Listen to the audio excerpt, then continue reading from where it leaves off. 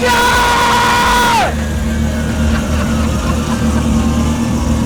do the interview like this, cuz?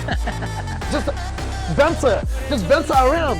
That's gonna make a mad fucking meme. It's gonna go viral. What have I done? All I hear, go get the money. So I go get it. Hate means I do something right. So I'ma let him. Yeah, I'ma let him. Yeah, I'ma let him. Good morning, guys. We're back on the dyno. It's Monday morning. I've lost a little bit of sleep. I'm sure Shane T's lost a bit of sleep as well, same as Morad and the rest of the team and the boys here. But when was it, on Friday, we recessed and we had a look at the data, and we said we're gonna slow the ramp down, and what we did was actually ramp the car from 2,000 RPM all the way to 6,000 RPM on the dyno and take a log and see this backfire, because whenever we hit the trans brake, we knew that we had the right amount of fuel in the car. We knew that we had the right amount of timing in the car. We knew we had the right amount of nitrous, the nitrous jets were right. Everything was going towards the plan that we are at right now, but it kept backfiring. So we did that slow ramp. And with that slow ramp, we actually found a trigger error in the car, which is what we're going to attack today. So the engine came back with the bullet trigger system, which is integrated in their balancer. And previously, when we tuned the car when it made 2,700 horsepower, it had the PRP crank trigger kit on it that we always use, and the one that I always use in all my cars. And for some reason, that got changed over.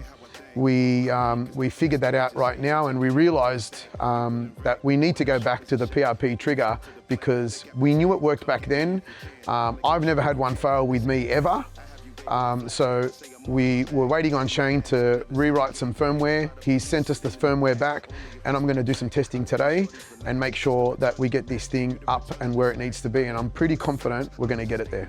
Right, for all you guys at home that aren't that tech savvy and not too sure of what we're talking about when it comes to the crank trigger and the positioning and where it is, I'll show you where it is right now, and I'll show you what we've done to combat this problem and where we have to go to actually get to it to actually fit the new trigger kit, right? So what we've got to do is we've got to pull this whole timing belt system off, right? This whole front end has to come off. So the oil filter has to come off. We time the engine up. We put it to top dead center, so we make sure our cams are in the right position and everything's in the right position. We pull it all off. We get a puller to pull this balancer off, because you can see the integrated crank trigger on this balancer is just here, right? And it's a 36-2. And what we're finding here is that we need to actually pull this completely off to change the gear behind it. I'm trying to get my fingers in there, but if you actually see, there's another trigger kit behind, right behind this one, right in that corner there, and that's another 36-2. But the beauty about this sensor, about this trigger kit, the PRP trigger kit, is that the sensor sits here on an angle, like I don't know, maybe a 45-degree angle. And in my own opinion, when it sits here and not here in this great mass area, and because the sensor for this integrated trigger kit actually sits under the sump, right? And it sits in a position like that. So then if this wants to move forward under load and flex and move around, it's gonna miss, right? Whereas when it's further back along the crank, it's actually not gonna pull away from this sensor, and it's gonna give us a more accurate reading and not gonna wanna bend and flex off or move around or vibrate from this balancer itself. So hence why we've put this trigger on, and then we need to put this in reverse order. So we have to put the timing belt back on, time the engine up, then we put the balancer back in, and then once again we do a timing check and we make sure everything's in the right position. Once it's in the right position, now we're ready to test. So we're gonna do a slow ramp test from 2,000 to 6,000 RPM with no nitrous right now. And just to make sure the trigger works and there's no trigger errors and there's nothing coming up, which I'm pretty sure That's what's gonna happen. And then once I've done that, I'm ready for a trans brake test. So we'll let the car settle down, cool the engine down, cool the transmission down, turn the nitrous on, make sure the nitrous at the right bottle pressure. We run a bottle pressure anywhere between 900 and 950, but I like to run them at 950. And that'll be nice and sharp, and the car should just come straight up with the 2 kits. And we're using the 2 front kits. We've changed it. So we're gonna use the 76 thou and the 64 thou jet instead of the direct. We're just gonna soften it up a little bit using these 2 nitrous kits right here. And then we'll show you the results in the video.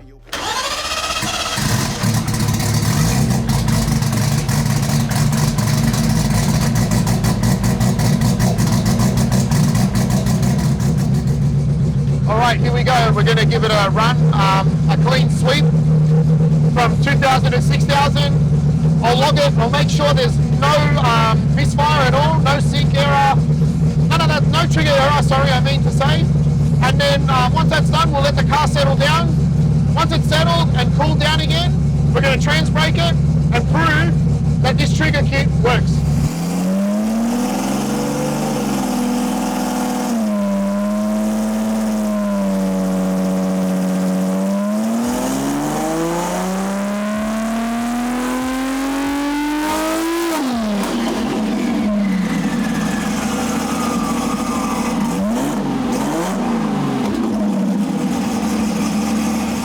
No errors, no misfire, nothing. So the next part is we're actually going to let it cool down. We'll cool the trans temp down. We'll get it to its operating temperature where it needs to be. And then the next move is nitrous on, trans brake, let it have it. And we'll let it eat.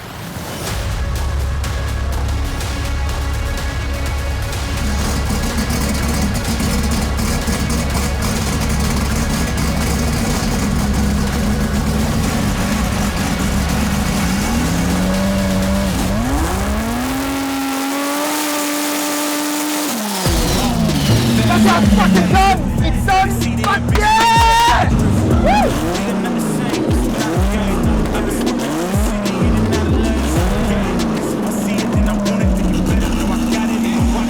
Rightio, now that we got the car off the dyno, it's time to pull the transmission back out to prove that the lockup isn't causing an issue that we couldn't see in the log.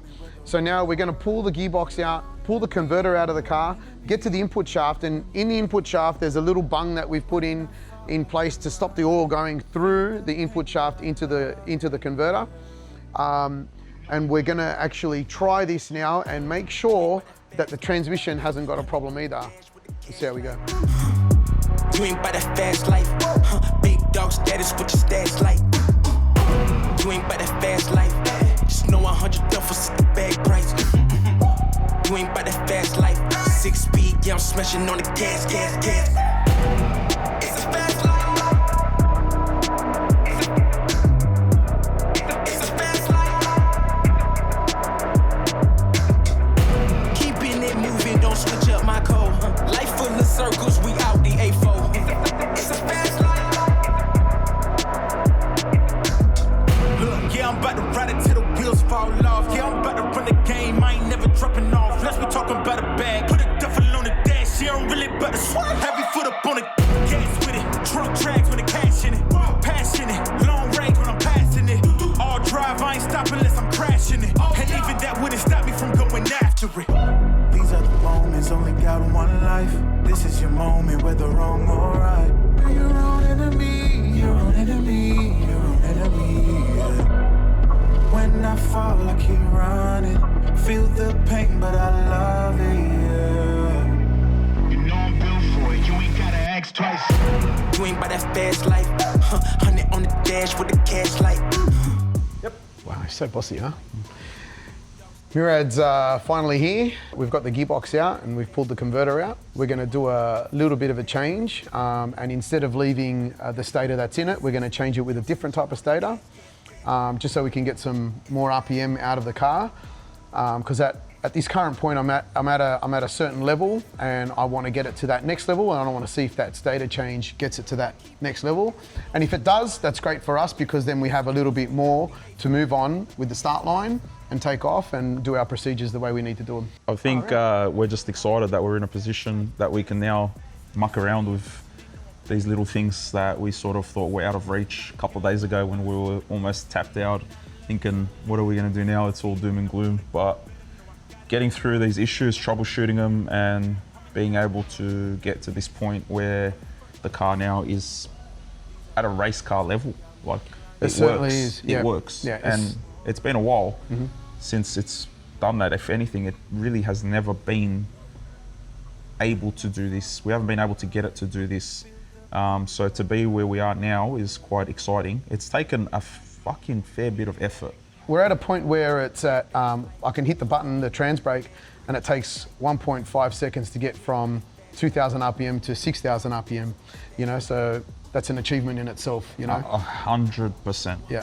Yeah, like I said, we thought it was out of reach, and along the way there was a lot of things discussed that could be the problem, you know, like the manifold, is the runner of the manifold too long? Is the turbo too far away? Is it the back pressure?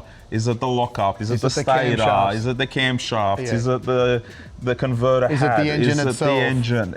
Man, so many. And you know, when you're in the moment, you can start to doubt things and start to go, shit, maybe I shouldn't have done that. Maybe this isn't right. And you'll just open a can of worms on yourself. So to be at this point and be able to say that we have a car that we can hit the trans brake on, come up, is awesome. The only thing now is that we know that we probably want to be at max capacity with this thing at about 65 to 6,800 RPM and close to about 40 pounds of boost is where we want to hit the line, hit the tyres and leave on. Obviously, we're not going to get to that in 2 seconds, but that's really where we need to be at to sort of be able to go and run a 5-second pass. Of course. And chase the record that we're chasing. Chase a dream. The 275 record, yeah. Yep, that 275 tyre is going to be a battle on its own, you know what I mean? So 40 pounds of boost, 275 tyre, a lot of RPM,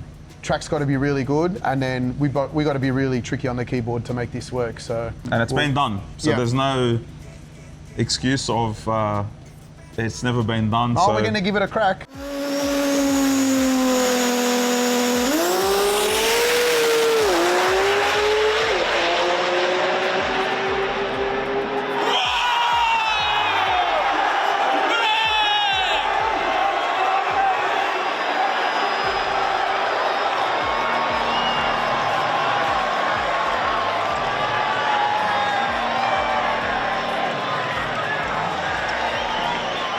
It's been done, and the record's recently happened overseas, so we want to replicate that and better, and I think we have the car to do that.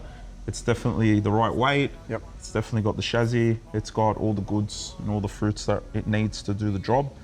Now, hopefully, we're going to do this test, change the stator, see if that gives us a bit more RPM, and if so, we know now that we have 2 stators that are tight enough to not slip off the hit. Yep. And that are going to give us a good sort of range of power management that we need to go from A to B and dial this thing in. It's pretty exciting. And we just need to eliminate this this lockup issue. Well, not an issue, but a lockup theory that we got in our brain still that we need to erase. Well, yeah, I'm pretty sure we're there, but we need to prove it, and that's what's coming up next.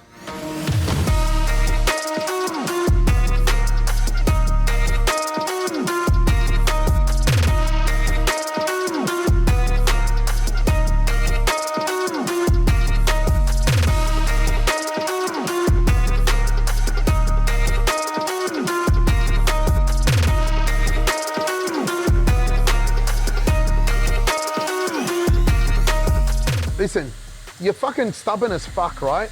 You're stubborn. The airspeed coming out of here and then coming in here, and you come off the throttle and then you open the throttle up, you gotta fill that gap up really quick. Why are you gonna come off the throttle? Well, if it turns the tyre, you're just gonna come off the throttle and abort the run, right? Yeah. You're not gonna fucking hit it again on a radial. No. Just an example, and watch in the burnout. But you watch how hard it is what you to just said control doesn't that. Make sense. Yes, it does. No, it doesn't. Because you're not getting off it and getting back on it. It doesn't make sense, like I said, hot side, cold side. You remember with ProFab? What do you mean? Remember you guys? Hot I didn't side, say cold that. side? Yes. That was them, not me. Maybe we should get the fucking shorts back out, eh? I didn't say hot side, cold side. Is my mic on? Can you hear me? You said that was the hot side, No. and this is the cold side. You were confused. Yeah, funny cunt. You know what's mad right now? It's mad that we can laugh a little bit and not be all fucking stressed out on edge. Huh? Oh, mate, it's only the beginning. Wait till we go to the racetrack. There's more to it. Because whatever works here doesn't mean it's going to work there. I know. Then you got that stuff to solve. But at least we can get to a racetrack now. Yeah. We had a show car before that. All it did was look good. You took it to a couple of shows. Yeah. Yeah, done well. It was a dyno queen Didn't for a win bit one too, award. right? It's been a dyno queen for a while. Absolutely. Absolutely. Ah, well. It's good now, but.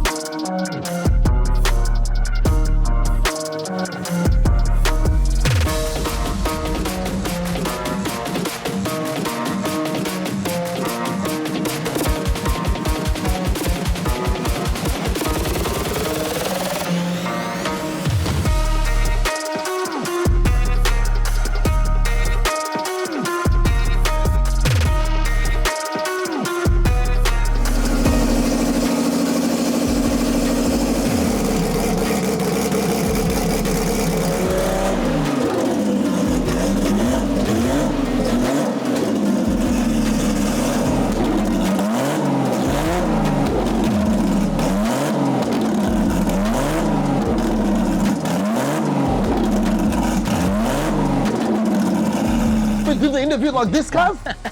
Just bounce her around. That's gonna make a mad fucking meme. Fuck. That's gonna go my viral. God. What have I done? Nice. There'll be a few people that are gonna want that. I'll tell you that.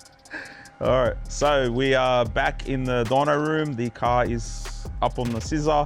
We've put the new stator back into it, boxes all in, strapped up, oil, and now we're going to run it up and see what happens. The two tests that we're trying to aim for here is one, to see if removing the slug out of the converter, out of the front shaft of the transmission is going to engage the lockup. Then we can definitely say that the lockup issue happening is internal and not external.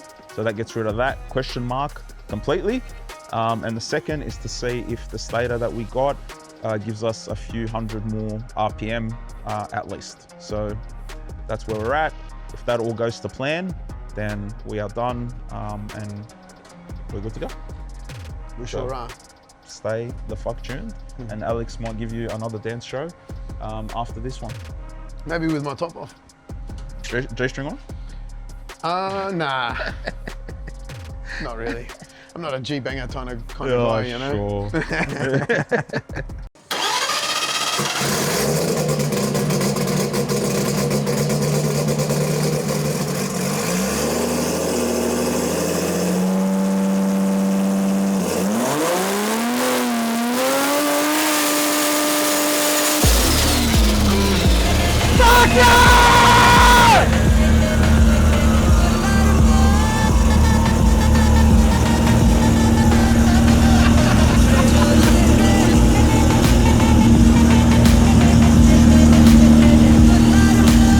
Fucking ass, mate! We got it! We got it.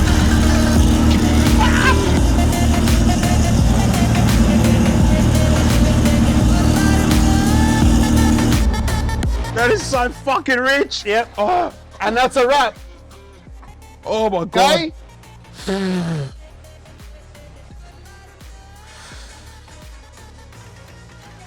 Fuck! Oh.